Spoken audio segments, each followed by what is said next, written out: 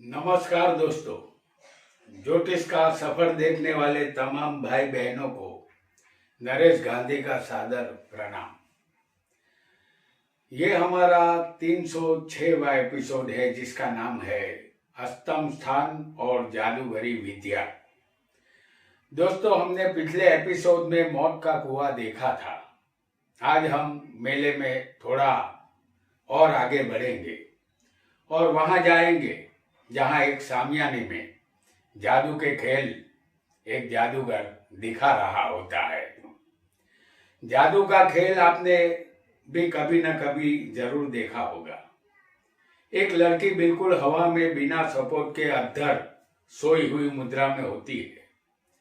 जादूगर साइकिल के रिंग में से उसके शरीर को गुजार कर दिखाता है।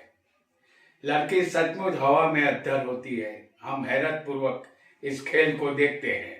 उसके बाद जादूगर अपने दूसरे प्रयोग में वह आरी की मदद से उस लड़की के शरीर के 2 टुकड़े कर देता है। बाद में उसके शरीर को जोड़ देता है। लड़की जिंदा होती है। यह जादू हमें हैरत में डाल देता है। दुनिया की तमाम जादूगरी विद्या अष्टम स्थान से देखी जाती है। 8वां स्थान गुप्त विद्या का है। इस स्थान से कुंडली में तबीबी विज्ञान, जादूगरी विद्या, तांत्रिक विद्या, हिप्नोटिज्म, ज्योतिष विद्या, सारी गुप्त विद्या इसी स्थान से देखी जाती है। कोई भी गुप्त और गैबी विद्या राहु के अधिकार क्षेत्र में आती है। यह स्थान आयुष्य और मृत्यु का है। कोई भी जीवात्मा जब जन्म लेकर इस दुनिया में आता है तो उसे नहीं मालूम कि वह अपने जन्म से पहले कहाँ था और मरने के बाद वह कहाँ जाएगा। किसी को कुछ भी नहीं पता। 8वां स्थान ऐसे ही भेद भरम को दर्शाता है और जन्म और मृत्यु के भेद भरम के आर पार निकल जाना यह एक ज्योतिष के लिए भी बहुत मुश्किल कार्य है। आज हम कुछ मृत्यु के योग और सिद्धांतों को जानेंगे जो हमारे प्राचीन ऋषि मुनियों ने बताए हैं, जो आज भी हम किसी की कुंडली पर लागू करते हैं तो वो बिल्कुल सही पाए जाते हैं और इसी 8वें स्थान से मृत्यु का कारण हमें पता चलता है। आइए इसे जानते हैं। हम आपके सामने यहाँ कर्क लग्न की उदाहरण कुंडली प्रस्तुत कर रहे हैं। इस कुंडली में अष्टम के मालिक बनेंगे शनि।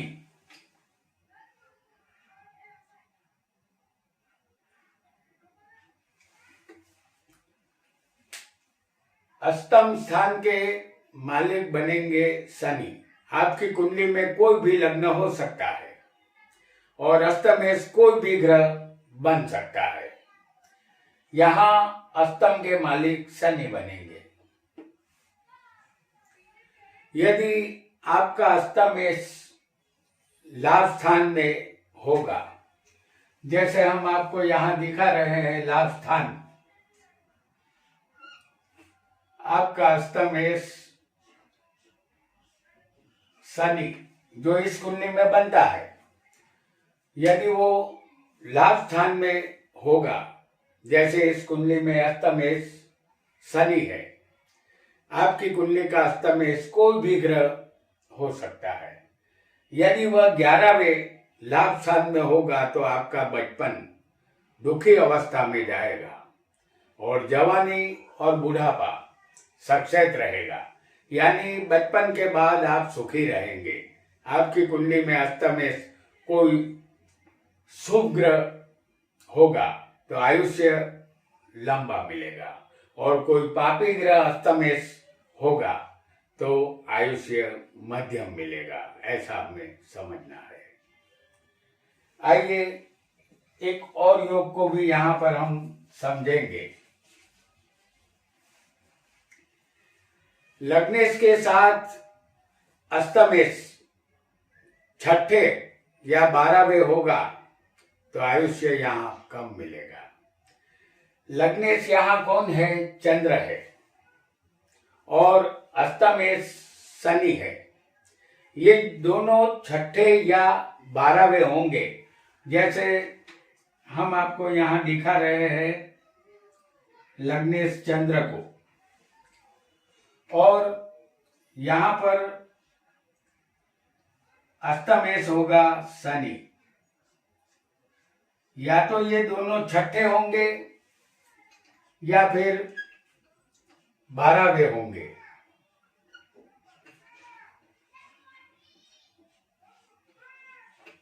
लग्नेश और अष्टमेश की युति छठे होनी चाहिए या 12वें ये होंगे तो आयुष्य कम मिलेगा। लग्नेश और अष्टमेश छठे या 12वें होंगे तो जातक अपने शत्रु के साथ युद्ध करता है और युद्ध में विजय प्राप्त करता है। लेकिन लग्नेश या अष्टमेश बलवान होना बहुत जरूरी होगा, ऐसा निश्चित मानिए। यहाँ अष्टमेश भी बलवान नहीं है, लग्नेश भी बलवान नहीं है, और यहाँ भी ऐसी ही पोजीशन है। तो लग्नेश और अष्टमेश दोनों का बलवान होना बहुत जरूरी है। आइए एक और योग को भी हम यहाँ समझेंगे। यदि अष्टमेश अष्टम में ही स्वग्रही बैठा होगा, जैसे हम आपको यहाँ दिखा रहे हैं, अष्टमेश अष्टम में ही स्वग्रही है।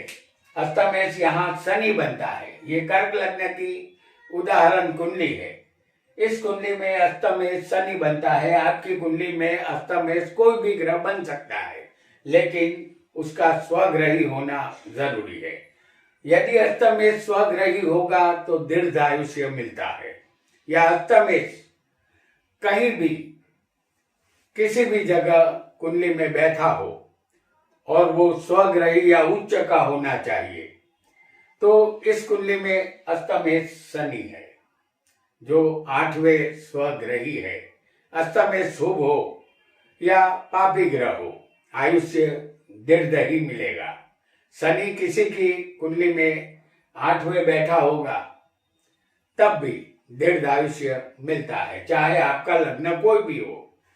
लेकिन शनि 8वें आएगा तो समझ जाइए आयुष्य लंबा मिलने वाला है। आइए एक और योग को भी हम समझेंगे। अष्टम में किसी को सूर्य बैठा हो, जैसे हम आपको दिखा रहे हैं सूर्य को, और उस पर शनि की दृष्टि हो,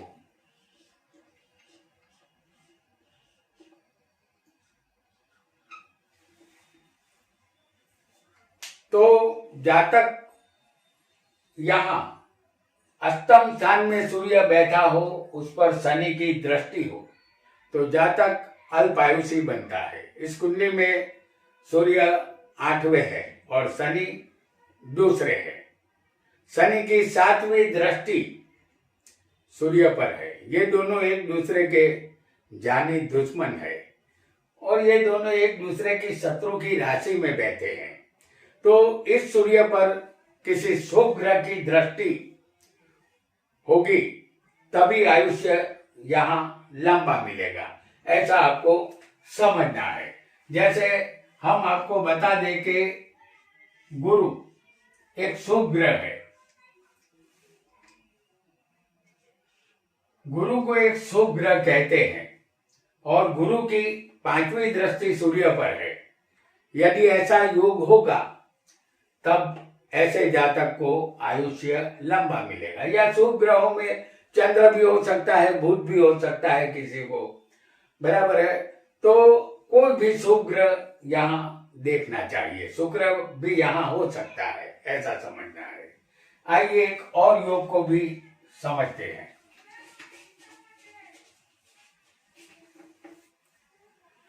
अष्टमेश किसी पाप ग्रह के साथ 6ठे या 12वें बैठा होगा तो जातक को आयुष्य कम मिलेगा।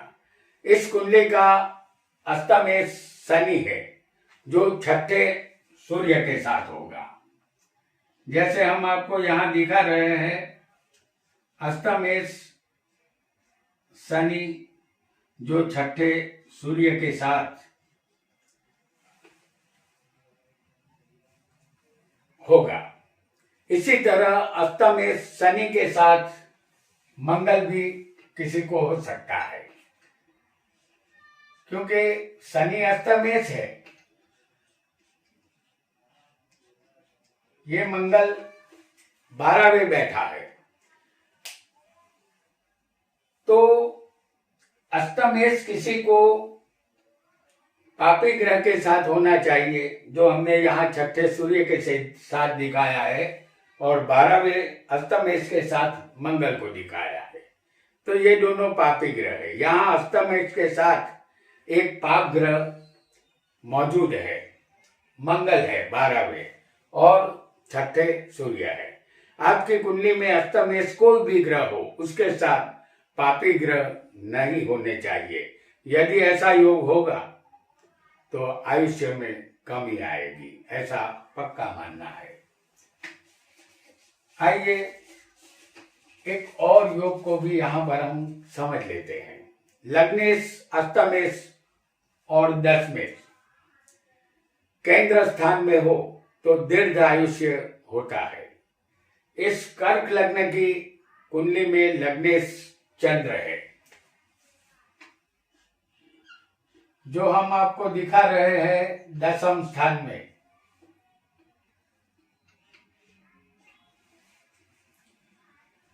तो लग्नेश यहां चंद्र है, अष्टमेश कौन है? शनि है।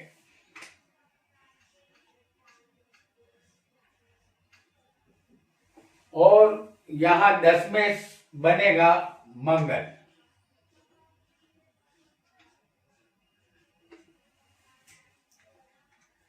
इन तीनों की युति केंद्र में पहले, चौथे, 7वें या 10वें स्थान में होनी चाहिए। हम आपको चंद्र, शनि और मंगल की युति 10वें स्थान में केंद्र में दिखा रहे हैं। ऐसी युति दीर्घ आयुष्य देती है, क्योंकि केंद्र में ही ये युति होनी चाहिए, चाहे ये युति पहले स्थान में हो, चौथे हो, 7वें हो या 10वें। यहाँ लग्नेश और अष्टमेश और दशमेश की युति, इन तीनों ग्रहों के मालिकों की युति होनी चाहिए। आइए एक और योग को भी यहाँ समझ लेते हैं। लग्नेश और अष्टमेश दोनों नीच के नहीं होने चाहिए। कर्क लग्न की इस कुंडली में लग्नेश चंद्र है, जो 5वें वृश्चिक राशि में होगा।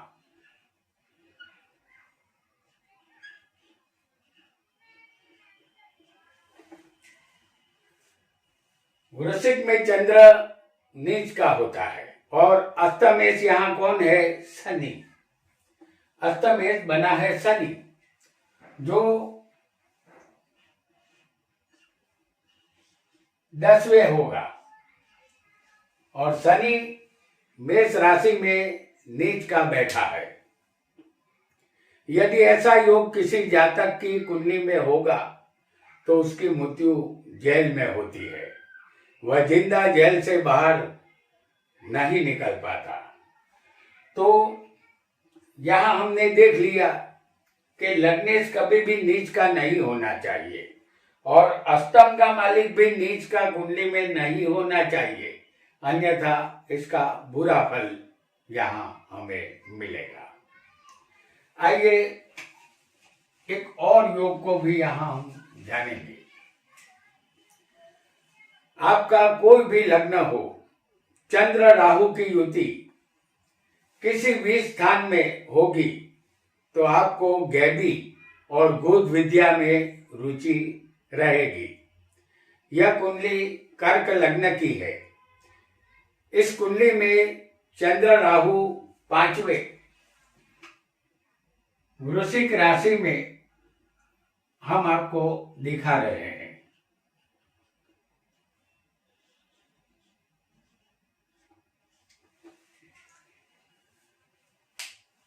चंद्र राहु 5वें वृश्चिक में होंगे तो आप कोई भी ऐसी विद्या अवश्य सीखेंगे जो रहस्यमय होगी, क्योंकि चंद्र हमारा मन है और राहु जादूगरी विद्या पर अधिकार रखता है।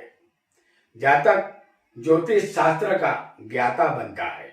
और यदि वृश्चिक राशि में चंद्र राहु किसी भी स्थान में होंगे, हमने आपको 5वें दिखाए हैं, लेकिन यही राशि आपको किसी भी स्थान में हो सकती है। और वृश्चिक में यदि किसी भी स्थान में चंद्र राहु होंगे तो जातक में आध्यात्मिक देवी शक्ति उत्पन्न होती है, उसकी भविष्यवाणियां हमेशा सच होती है, ऐसा निश्चित मानना है। क्योंकि चंद्र हमारा मन है और राहु माया विग्रह होने से जादूगरी तमाम विद्याएं उसके अधिकार क्षेत्र में आती है। आइए एक और योग को भी समझेंगे। फिर एक बार कर्क लग्न की उदाहरण कुंडली है। इस कुंडली में हम आपको बुध राहु 4थे स्थान में दिखाएंगे।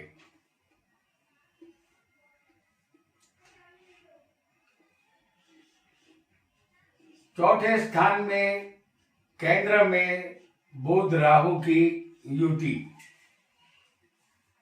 हम आपको दिखा रहे हैं। आपकी कुंडली में किसी भी स्थान में बुध राहु की युति होगी तो आपको तांत्रिक विद्या, मंत्र शास्त्र, ज्योतिष विद्या, हिप्नोटिज्म या जादूगर कला में आप माहिर बनेंगे। हालांकि बुध राहु का योग जड़त्व योग है, जातक जड़ बुद्धि का बनता है। बुध हमारी बुद्धि है और राहु तिलिस्मी विद्या का कारक है। जातक की बुद्धि रहस्यमय विद्या की तरफ जाती है। उसे रहस्यमय फिल्में देखना और मर्डर मिस्ट्री की किताबें पढ़ना भी अच्छा लगता है। भूत प्रेत और तांत्रिक विद्या या ज्योतिष में उसे अवश्य रुचि रहती है। अष्टम स्थान से संबंधित कुछ योगों को हमने जाना और साथ ही जाना जादूगरी विद्या के विषय में। इस रहस्यमय अष्टम स्थान का एक और एपिसोड लेकर हम आएंगे। हमारे अगले एपिसोड का इंतजार करें और हमारे साथ बने रहे। आज इतना ही। आपका बहुत बहुत धन्यवाद।